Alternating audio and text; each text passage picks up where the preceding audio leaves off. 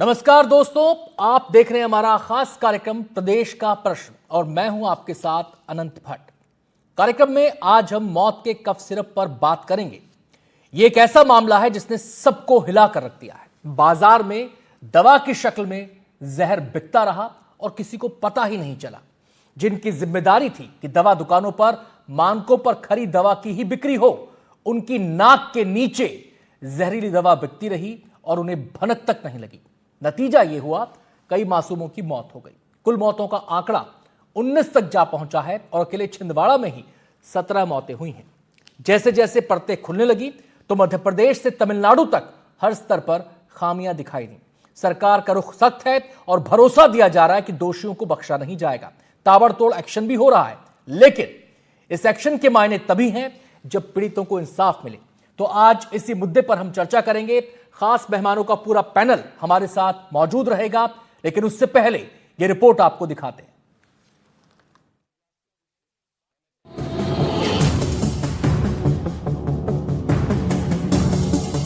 जहरीले cough syrup से बच्चों की मौत का आंकड़ा थमने का नाम नहीं ले रहा है। एक बार फिर सीहोर जिले के पिपलिया मीरा में एक 2 साल की मासूम बच्ची ने अपनी जान गंवा दी। झोला छाप डॉक्टर की गलती और जहरीला कफ सिरप दोनों ने मिलकर एक फूल सी हंसती खेलती बच्ची को मौत के घाट उतार दिया। कफ सिरप से बच्चों की मौत का आंकड़ा लगातार बढ़ता जा रहा है। अब सिरप से मौत का आंकड़ा बढ़कर 17 हो गया है। कफ सिरप से हो रही मौतों को लेकर सरकार सख्त है। आरोपियों पर एक्शन लेने के साथ ही प्रशासन ने बीमार बच्चों की निगरानी के लिए एक 3 सदस्यों की टीम बनाई है, जो अभिभावकों के साथ संपर्क में रहेंगे और किसी भी तरह की मदद के वक्त तुरंत मदद भेजी जाएगी और जांच पड़ताल की सारी स्वास्थ्य परीक्षण रिपोर्ट प्रशासन को भेजी जाएगी। बच्चों की मौत और जहरीले कफ सिरप पर अलग अलग राज्यों की सरकार एक्शन में है। इसी के मद्देनजर गुजरात में भी आज 2 कंपनियों के कफ सिरप को बैन किया गया। सेफ फार्मा का रिलीफ सिरप और रेंडेक्स फार्मास्यूटिकल्स के सिरप को बैन कर दिया गया है। बताया जा रहा है कि ये दोनों सिरप सैंपल गुणवत्ता मानकों में फेल हो गए हैं। दोनों सिरप में डाइथिलीन ग्लाइकॉल की मात्रा 0.616% पाई गई, जिसके बाद दोनों कंपनियों को उत्पादन बंद करने के निर्देश दिए गए हैं। इसी के साथ मध्य प्रदेश में जगह जगह फूड और ड्रग विभाग की छापेमारी जारी है। इसी के तहत आज दवा बाजार में मेडिकल स्टोर्स पर छापेमारी की गई और शेफ फार्मा की दवाइयों को जब्त किया गया। इन सभी दवाइयों को विभाग ने जांच के लिए भेजा है। ग्वालियर में भी फूड एंड ड्रग विभाग ने सरकारी और निजी मेडिकल स्टोर्स पर छापेमारी की, लेकिन यहाँ किसी भी स्टोर पर कोल्ड ड्रिंक का स्टॉक नहीं पाया गया। ये अलग अलग सिरप्स आप देख सकते हैं जिनको सील कर दिया गया है और इन्हें अब जांच के लिए भेजा जाएगा और इसके बाद जो रिपोर्ट सामने आएगी उससे पता चलेगा ये सिरप बच्चों के लिए सेफ है या इसमें किसी तरीके के अनसब्सटेंस सॉल्ट मिला है जो हानिकारक हो सकता है। क्योंकि छिंदवाड़ा में यही हुआ।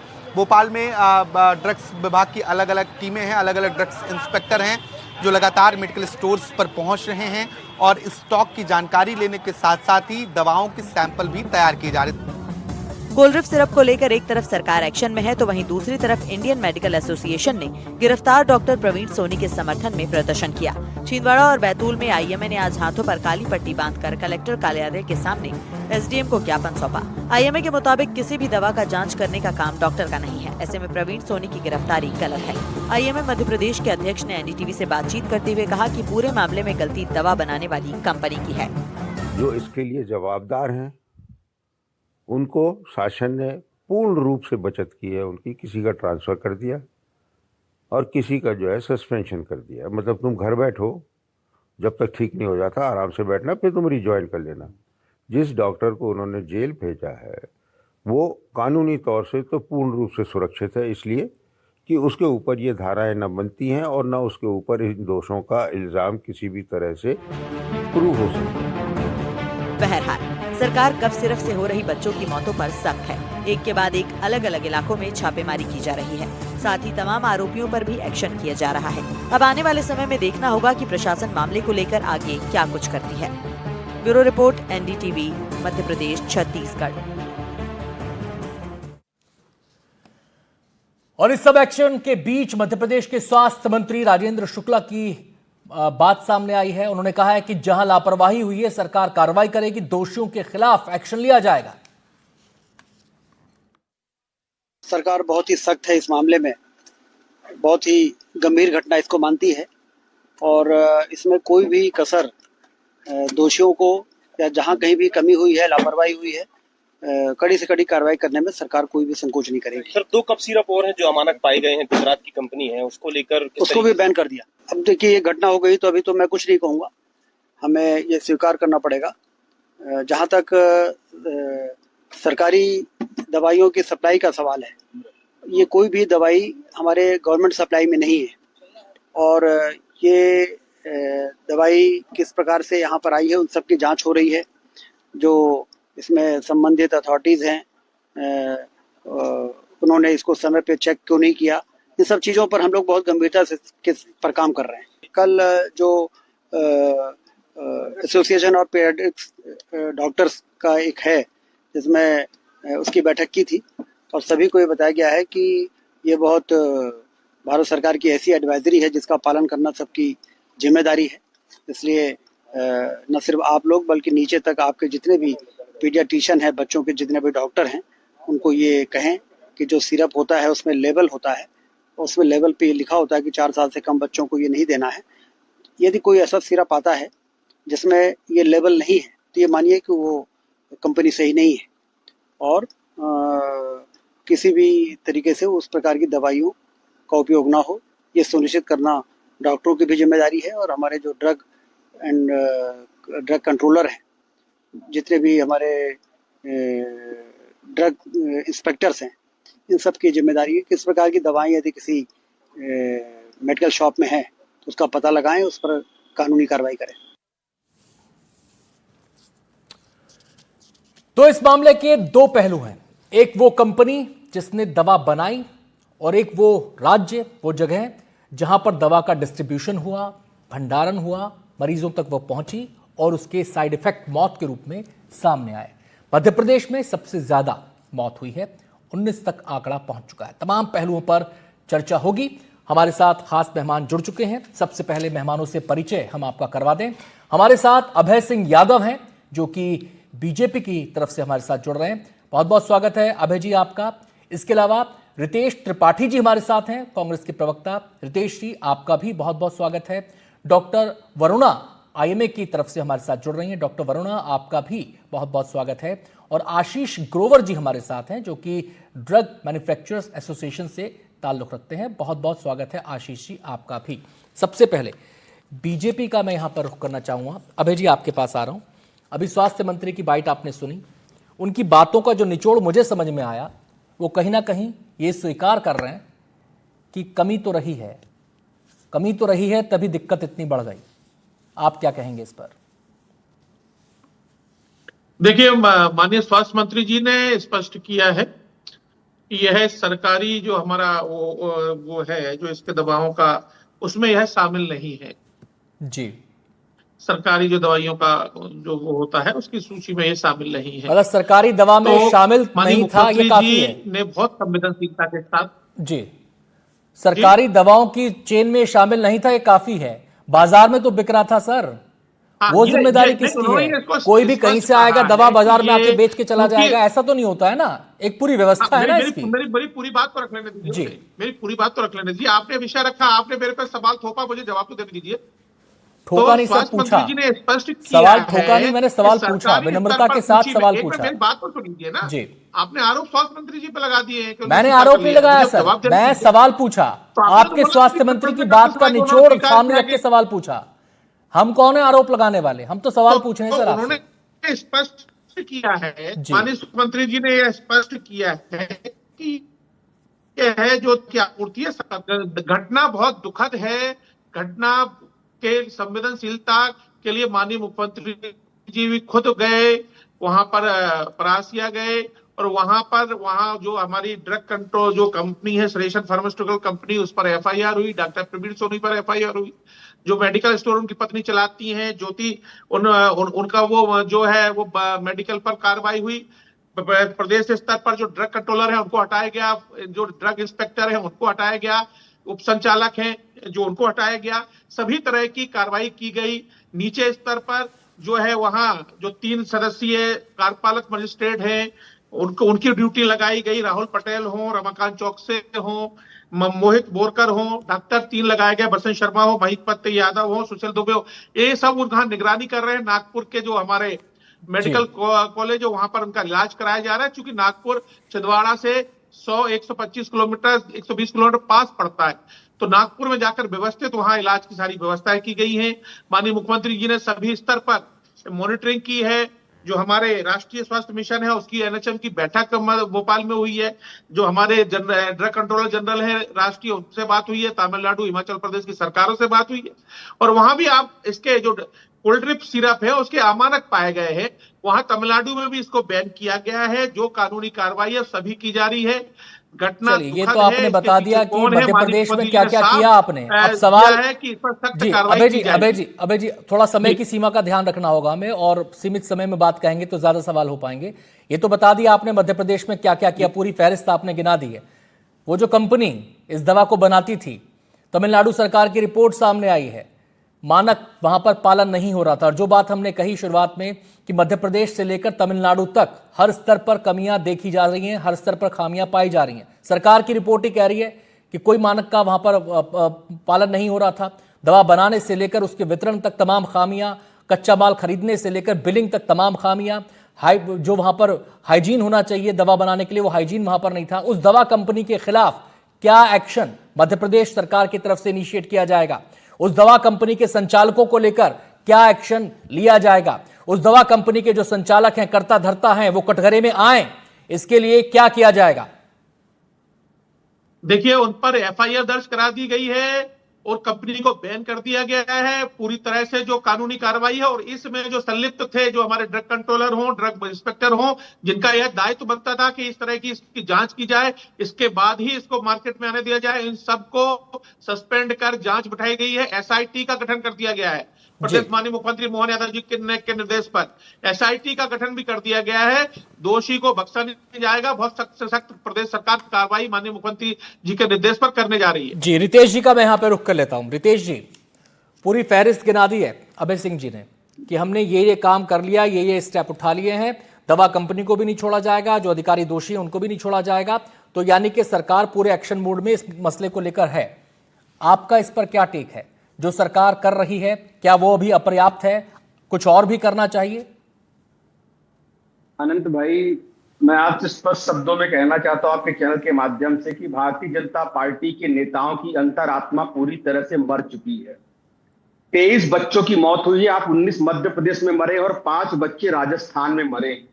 छोटी छोटी गलतियों में, लड़कियों से छेड़खानी में, लोगों से बातचीत में, हल्की फुल्की मारपीट में, हल्की फुल्की धक्का मुक्की में ये मध्य प्रदेश है जहां पर लोगों के घर बुलडोजर से रातों रात गिरा दिए जाते हैं। और 23 बच्चों को मौत की नींद सुला देने वाले राजेंद्र शुक्ला 8 दिनों तक कहते रहे कि दवाइयों में की जांच हो रही, जबकि 8 दिन पहले तमिलनाडु में दवाइयों को बैन कर दिया गया था। और 16 दिन तक बच्चे एक एक करके दम तोड़ते रहे, नौनिहाल अस्पतालों में पड़े पड़े दम तोड़ते रहे।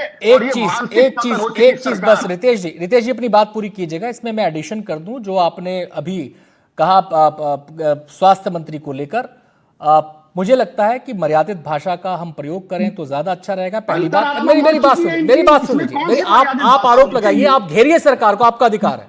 आप घेरिए सरकार को, सवाल पूछिए सरकार से, ये बिल्कुल आपका अधिकार है। लेकिन मर्यादा, भाषा की मर्यादा का हम ध्यान रखें, पहली बात। मेरा सर दूसरा सवाल, जो आपने कहा तमिलनाडु सरकार ने बैन लगा दिया था, तो उसके लिए राज्य सरकार की तरफ से चिट्ठी गई थी और शायद वो चिट्ठी 1 अक्टूबर को चली गई थी और उसके 1 या 2 दिन बाद बैन की खबर सामने आई थी। अपनी बात को आगे बढ़ाएं। 8 दिन बाद मध्य प्रदेश में बैन लगा है और छोटी छोटी कार्यवाहियों पर गरीबों के घर गिरा देने वाली सरकार में कार्यवाही की बात की जा रही। क्या आपको नहीं लगता कि इतनी बड़ी घटना होने के बाद भी मध्य प्रदेश का मुखिया काजीरंगा नेशनल पार्क में फैमिली के साथ छुट्टियां मना रहे थे? राजेंद्र शुक्ला जी सामाजिक कार्यक्रम अटेंड करते रहे और जब एक एक करके 18-19 नौनिहालों ने अपने प्राण त्याग दिए, तब जाके मध्य प्रदेश सरकार जागी। और 1-2 नहीं बल्कि 180 त्रुटियां पाई गई है उस कंपनी में जो काम करती है। और जिसकी आप बात कर रहे हैं प्रोपाइलिन ग्लाइकोल, उसकी मात्रा किसी भी दवा में 0.1 होनी चाहिए, जो कि 48.6% था उन दवाइयों में। उन बच्चों के साथ कैसा गंदा खेल खेला गया मध्य प्रदेश की धरती में। और ये कोई पहला वाकया नहीं है। ठीक 1 महीने पहले इंदौर के अंबाई अस्पताल में भी 2 बच्चों की चूहों को कुतर कर उनकी मौत हो गई थी। ये वो मध्य प्रदेश की धरती है जहां आए दिन आपने अपनी बात कही। आपकी बातों का लब्बो-लुबाब यह है कि सरकार ने देर से कार्रवाई की। इस पर मैं प्रतिक्रिया लूंगा अभय जी की, लेकिन मेरा सवाल यहां पर केवल मध्य प्रदेश तक सीमित नहीं है। मेरा सवाल यहां पर यह है कि दवाएं जहां बन रही हैं, चाहे वो किसी की सरकार में, किसी के राज्य में बन रही हो, तमिलनाडु में यह दवा जहां बन रही थी वहां पर मानकों का इस्तेमाल नहीं किया जा रहा था। क्या आपको नहीं लगता कि वहां पर भी कमी रही, खामी रही? अगर ये दवा स्टैंडर्ड्स पर बनती तो ये नौबत ही ना आती। वहां पर स्टैंडर्ड्स पर दवा नहीं बन रही थी, वहां पर हाइजीन नहीं था, वहां पर मानकों का पालन नहीं किया जा रहा था, अनस्किल्ड लोग वहां पर काम में लगे हुए थे, जहर खुलेआम दवा में मिलाया जा रहा था। जिस जहर को खरीदा गया उसकी खरीदी में, उसकी बिलिंग में तमाम तरह की धांधलियां थी, कंपनी के पते तक को लेकर तमाम तरह की बातें सामने आ रही हैं खबरों के अंदर। क्या आपको नहीं लगता कि वहां पर जो पहली खामी हुई, पहला स्टेप वो था, अगर वहीं पर उसे दुरुस्त कर लिया जाता तो शायद ये नौबत ही ना आती? मध्य प्रदेश के अंदर इस तरह की दवाइयां किस आधार पर आयातित होती हैं? हर साल ऐसी कंपनियों का ऑडिट होना चाहिए और पूरे देश में जहां भी अमायक दवाइयां पाई जा रही हैं, कमजोर पुल पाए जा रहे हैं और भ्रष्टाचार पाया जा रहा है, सारी कंपनियों का जनन, सारी कंपनियों को संरक्षण गुजरात की धरती पर ही क्यों दिया जाता है? गुजरात को ऐसी कौन सी ताकत है कि उसके भ्रष्टाचार करने की? देखिए रितेश सर, ये गंभीर मुद्दा है, ये गंभीर मुद्दा है। ये तेरी सरकार मेरी सरकार का मुद्दा नहीं है सर। मैं पहले आपको ये स्पष्ट कर दूं, देखिए जो मैं जो आपसे रितेश जी बात कहना चाह रहा हूं दरख्वास्त के साथ कि अगर हम चर्चा करें, आप सरकार को घेरिए, लेकिन सर हमें कोई ऐसा रास्ता भी तो ढूंढना होगा ना जिससे ऐसे हादसे ना हो। मैं तमिलनाडु की बात कर रहा हूं, वहां पर अगर यह काम हो गया होता, मानकों के पालन पर ध्यान रखें, यानी कि कमी तो वहां पर भी रही ना, ये केवल एक स्टेट का मामला नहीं है। कंपनी कहां की है ये? आप बताइए, मैंने गलत जानकारी दी क्या? गुजरात की कंपनी नहीं है? ये दोनों कंपनियां गुजरात की कंपनियां नहीं है क्या? गुजरात की 4 और कंपनियों को बैन क्या नहीं किया गया है क्या? और सारी अमानक दवाइयां पिछले 1 साल का ट्रैक रिकॉर्ड देखेंगे तो सारी कंपनियां बेस्ड गुजरात की। आप ये एक मिनट रितेश जी, आप ये दवाई मध्य प्रदेश में बिकी, यहां बच्चों की मौत हुई, आप मध्य प्रदेश सरकार से जवाब मांग रहे हैं। इस दवाई की यूनिट, इस कंपनी की यूनिट तमिलनाडु में थी, वहां पर मानकों का पालन नहीं किया जा रहा था, तो जवाब कहां से मांगा जाएगा? मैं आपसे लॉजिकल सवाल पूछ रहा हूं।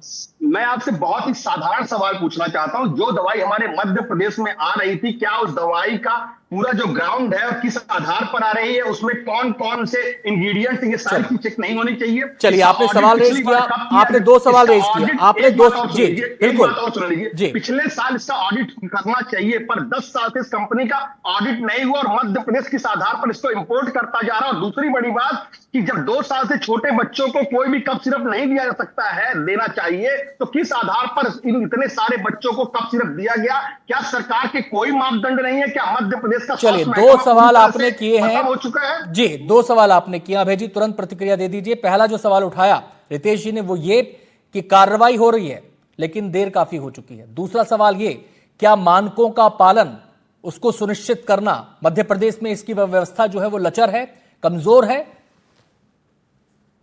देखिए, जो कार्रवाई की जा रही है वो बड़े स्तर से की जा रही है। बड़े बड़े अधिकारी कर्मचारियों को, मध्य प्रदेश लेवल के अधिकारी को भी इसमें जो है सस्पेंड किया गया, हटाया गया और नीचे ड्रग इंस्पेक्टर तक पर कार्रवाई की गई है। तो कार्रवाई तो ऊपर से नीचे तक सभी पर की गई है। और जहां तक है इसके मानकों का, तो निश्चित तौर पर ये कहीं चूक हुई होगी, इसलिए ये सभी जो इस प्रक्रिया में जो लगे हुए अधिकारी कर्मचारी है उनको हटाया गया है और उन पर बड़ी कार्रवाई की गई है। और 4 साल तक सिरप के बच्चों को, इससे छोटे बच्चों को सिरप नहीं दिया जा सकता, उस पर स्पष्ट चेतावनी लिखी जाए, इस पर भी अब सरकार ने निर्देश जारी किए हैं। और जो आप और हम देखते हैं कि एमआर जो डॉक्टरों को संपर्क करते हैं, कई बार हम मरीजों, आप और हम जाते हैं डॉक्टर के यहाँ दिखाने, तो एमआर बैठे हुए रहते हैं और वो दवाइयां भी उन्हीं के घर के आसपास के मेडिकल स्टोर पर मिलती है, जो वो डॉक्टर उसको रेफर करते हैं, दवाइयां लिखते हैं। बाजार में कहीं नहीं मिलती, उनके घर के आसपास के मेडिकल पर मिलती हैं। तो इसको देखते हुए उनके जो पत्नी का मेडिकल स्टोर है उसको भी बैन किया गया है। तो निश्चित तौर पर कहीं ना कहीं जो कंपनी थी वो डॉक्टरों को प्रभावित करके वो दवाइयां लिखवाती है। मैं डॉक्टर वरुणा पाठक का यहाँ पर रुक करना चाहता हूँ। मुख्यमंत्री जी ने कड़ी कार्रवाई की जी, मैं डॉक्टर वरुणा पाठक का यहाँ पर रुक करना चाहूंगा। डॉक्टर साहिबा, इस पूरे मामले में एक डॉक्टर का नाम लगातार आ रहा है, प्रवीण सोनी, जिसके समर्थन में आईएमए खड़ा है। पहली बात तो ये कि डॉक्टर प्रवीण सोनी को लेकर तमाम तरह के सवाल उठ रहे हैं। उनके प्रिस्क्रिप्शन को लेकर ये कहा जा रहा है कि बच्चों के एज के हिसाब से उन्होंने दवाई प्रिस्क्राइब नहीं की। इसको लेकर सरकारी डॉक्टर होने के बावजूद वो जो है प्राइवेट प्रैक्टिस कर रहे थे। इसको लेकर उनकी पत्नी का कोई मेडिकल स्टोर था, उसमें भी उसके रजिस्ट्रेशन को लेकर तमाम तरह की खामियां पाई हैं। उसको लेकर तो बहुत सारे पहलू इस पूरे मामले के हैं। आपका टेक क्या है डॉक्टर प्रवीण सोनी पर? मसला केवल ये नहीं है कि डॉक्टर को क्या पता दवा में क्या है, डॉक्टर को ये तो पता है कि किस बच्चे को देनी है, कितनी उम्र के बच्चे को देनी है, ये तो डॉक्टर को पता ही होता है। जी देखिए, क्या मध्य प्रदेश सरकार ने कोई ऐसी स्पेसिफिक एडवाइजरी जारी करी है कि ये कोल्ड ड्रिप सिरप जो है वो स्पेसिफिकली इस उम्र के बच्चों, क्या गवर्नमेंट की तरफ से कोई एडवाइजरी इशूड है? डॉक्टर सोनी ने जो भी क्लिनिकल कंडीशन थी उसके अकॉर्डिंग उन्होंने दवाई प्रिस्क्राइब करी। उस दवाई के अंदर क्या जो इंग्रेडिएंट जो मेंशन है, सब और ये आ रहा है कि उन्होंने उसमें जो इंग्रेडिएंट्स मेंशन है, ठीक है, वो पढ़ करके उन्होंने उस हिसाब से दवाई मेंशन प्रिस्क्राइब करी, मगर उसके अंदर कोई कंटामिनेशन है कि जो कायदे, जैसे कि उन्होंने बताया कि बहुत ज्यादा क्वांटिटी में है, प्लस जो प्रॉपर ग्लिसरीन जैसे होना चाहिए था, एक इंडस्ट्रियल लेवल की आप इंग्रेडिएंट को यूज कर रहे हैं, जबकि एक फार्मास्यूटिकल वो होना चाहिए था उसके अंदर। एंड कॉस्टिंग के लिए किए जाते हैं ये सारे काम। जब कोई ये दवाई कोई तस्करी होकर के तो एमपी में आई नहीं है। और इंपॉर्टेंट बात ये है कि सर कि ये वाले जो एक्सीडेंट्स हैं कि डाइथाइल ग्लाइकॉल या एथिलीन ग्लाइकॉल उसमें आ जाता है जिससे कि पॉइजनिंग होती है, तो ये पहले भी हो चुके हैं। मतलब ये इस कफ सिरप के अंदर के इंग्रेडिएंट की नोन प्रॉब्लम है कि ये वाला पॉइजनिंग होती है। तो जितना एक्शन लिया जा रहा है, ड्रग कंट्रोलर्स हैं, ड्रग इंस्पेक्टर्स हैं, इस समय देखिए वो जाने वाले बच्चे अब कभी वापस नहीं आ सकते, हम कितना भी कुछ भी एक्शन लेते रहे। मेरे आपसे सवाल है डॉक्टर वरुणा, जब इतने एक्शन में हैं तो हम, और ये पहले 2022 में हो चुका है जाम्बिया में, जो इंडिया की कंपनी द्वारा सप्लाइड मेडिसिन थी, ये उज्बेकिस्तान में 2023 में हो चुका है, सेम केमिकल्स की वजह से, जी है ना। मैम आते हैं आपके पास। आपसे मेरे 2-3 सवाल और होंगे अभी। पहले मैं आशीष ग्रोवर जी को इस चर्चा में शामिल कर लूं, काफी देर से वो वेट कर रहे हैं। Ashish ji, drug manufacturers association, ऐसी एसोसिएशंस का काम क्या है कि केवल जो दवा निर्माता कंपनियां हैं उनके हितों का ध्यान रखना, उनके हितों का संरक्षण करना, उनकी मांग सरकार तक पहुंचाना, या फिर इसमें अगर कुछ फॉल प्लेयर्स हैं, कुछ गंदे खिलाड़ी हैं, मैं गंदे शब्द का इस्तेमाल कर रहा हूं जानबूझकर, कुछ गंदे खिलाड़ी हैं, कुछ ऐसी कंपनियां हैं जो नियमों को ताक पर रखती हैं, जो अपना मुनाफा देखती हैं, कोई मरे जिए उनको इससे फर्क नहीं पड़ता, एसोसिएशन का इस पर क्या टेक है? मेरे को आपको नमस्कार। और बहुत ही दुखद चीज जो भी हुई है, ऐसा होना पहले भी हो चुका है, और इसके बाद भी अगर हम लोग नहीं सीखते हैं या सरकार कोई एक्शन अप्रोप्रिएट नहीं लेती है, या लेती है तो इम्प्लीमेंटेशन नहीं होता है, तो बहुत ही दुखद है जी। मेरा ये मानना है कि हमें इस टाइम ये नहीं कहना कि क्या हुआ, कैसे हुआ। अगर जो चीज हुई है वो कहीं ना कहीं लैप्सेस हुए हैं, वो लैप्सेस क्यों हुए हैं? अगर लाइसेंस इशू होता है और एक इंडस्ट्री लगती है और उसके अंदर मैन्युफैक्चरिंग होती है, तो पैरामीटर्स होते हैं, बायलॉज होते हैं। वो बायलॉज को नहीं फुलफिल किया गया है, पैरामीटर्स को नहीं लिया गया है, उसके ऊपर जो एजेंसीज हैं जो चेक रखती हैं उन्होंने चेक नहीं रखा है, तो आज ये भुगतान हो रहा है और पहले भी हो चुका है। आपने बिल्कुल जायज बात की कि जो एजेंसीज चेक रखना चाहिए जिनको उन्होंने चेक नहीं रखा है, लेकिन सर मेरा सवाल यहाँ पर है कि अगर किसी कंपनी को दवा बनाने का लाइसेंस मिला है, सर मेरी बात सुन लीजिए, अगर किसी कंपनी को दवा बनाने का लाइसेंस मिला है, यानी कि वो एक ऐसी चीज बना रही है जो लोगों की जान बचाएगी, तो उसकी भी नैतिक जिम्मेदारी बनती है कि सर जो एसओपीज उसके लिए निर्धारित है वो उनका पालन करे।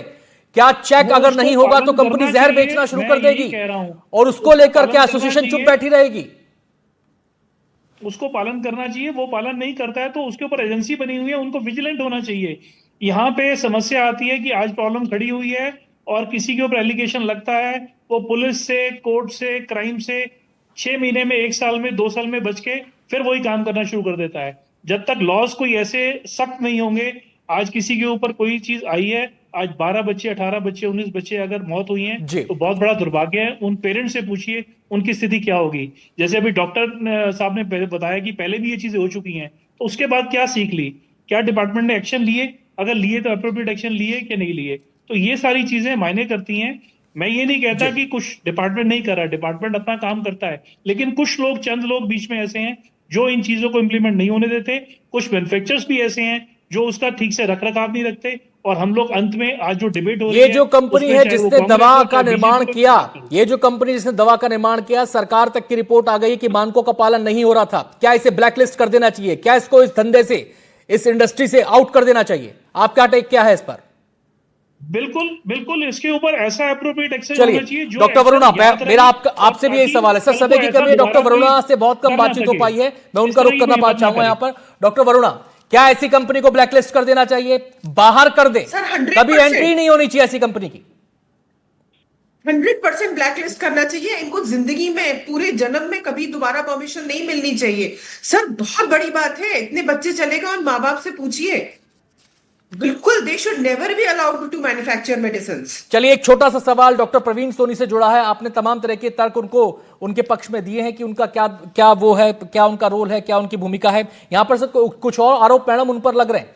वो ये कि पत्नी का मेडिकल स्टोर था, ज्यादातर दवाएं वहीं पर दी गई, और जो वो प्रिस्क्राइब करते थे उसमें कोल्ड्रिफ सिरप को मैक्सिमम मेंशन वो करते थे, वो दवाएं लिखते थे जो उस मेडिकल स्टोर में थी। क्या आपको नहीं लगता कि इन बातों की जांच होनी चाहिए? बिल्कुल सर, बिल्कुल होनी चाहिए। दूसरी इंपॉर्टेंट बात यह है कि क्या उनकी जानकारी में ये था कि ये एक निम्न स्तर की कंपनी द्वारा सप्लाई करी गई, पुअर कंडीशंस में वहां से निर्यात करके लाई गई एमपी में दवाई है, और वो इस जानकारी के होने के बावजूद उसको प्रिस्क्राइब कर रहे थे? सर, ये एलिगेशन गलत होता है कि दवाई बाजार अगर पास में है तब वो मरीजों की सहूलियत के लिए डॉक्टर्स अपने आसपास की दवाई दुकानों की दवाइयां लिखते हैं, ताकि मैं यहां बैठ करके सरकारी डॉक्टर प्राइवेट प्रैक्टिस कर सकता है मैम? सर, ये उनके जॉब प्रोफाइल का जो भी परमिशन है जी, वो जो भी, अगर वो मेडिकल ऑफिसर है तो जो भी गवर्नमेंट के जो भी नियम कानून है, अगर वो नियम कानूनों के अंतर्गत कर रहे थे तो मुझे नहीं लगता किसी को आपत्ति होनी चाहिए। अगर वो नियम कानूनों का उल्लंघन लास्ट सवाल अभय जी, लास्ट सवाल अभय जी, अभय जी लास्ट सवाल, क्या मध्य प्रदेश में नियम है कि सरकारी डॉक्टर प्राइवेट प्रैक्टिस कर सकता है? देखिए, निश्चित तौर पर सरकारी डॉक्टर को प्रैक्टिस के लिए हमेशा मना किया गया है, और सरकारी भी कानूनन बात कीजिए सर, मौखिक तो यहाँ कोई मानता ही नहीं है कि सरकार प्रोफाइल से मेडिकल टीचर्स को अलाउड है जैसे जी, अलग अलग नियम होते हैं। चलिए मैम, नहीं है ये। रितेश जी और अभय जी, आपका शुक्रिया। हाँ, कुछ कहना चाह रहे रितेश जी, फाइनल कमेंट कर दीजिए, समय की बहुत कमी है, बस 30 सेकंड। कंपनियों पे कार्रवाई के पहले मध्य प्रदेश के स्वास्थ्य मंत्री की जिम्मेदारी होती है, और कम नैतिकता के आधार पर स्वास्थ्य मंत्री और मुख्यमंत्री पर कार्रवाई होगी, क्योंकि 2 महीने के अंदर मध्य प्रदेश की दूसरी बड़ी घटना। चलिए, बहुत बहुत शुक्रिया रितेश जी, बहुत बहुत शुक्रिया। समय की बहुत कमी है, समय से मेरे हाथ बंधे हुए हैं। अभय जी शुक्रिया आपका भी, डॉक्टर वरुणा आपका भी शुक्रिया, आशीष जी आपका भी शुक्रिया। तो चर्चा इस समय केवल एक है, बच्चों की जान जा चुकी है, जांच चल रही है, ताबड़तोड़ एक्शन हो रहा है, लेकिन इसका लाभ तभी है, इसके मायने तभी हैं कि जो गुनहगार हैं इस पूरी चेन के अंदर, वो बचने नहीं चाहिए, वो सलाखों के पीछे जाएं, उन्हें सजा मिले। यही इस एक्शन का असली मकसद होना चाहिए। आज कार्यक्रम में इतना ही, वक्त हो गया एक छोटे से ब्रेक का। बने रहिए हमारे साथ, खबरें जारी।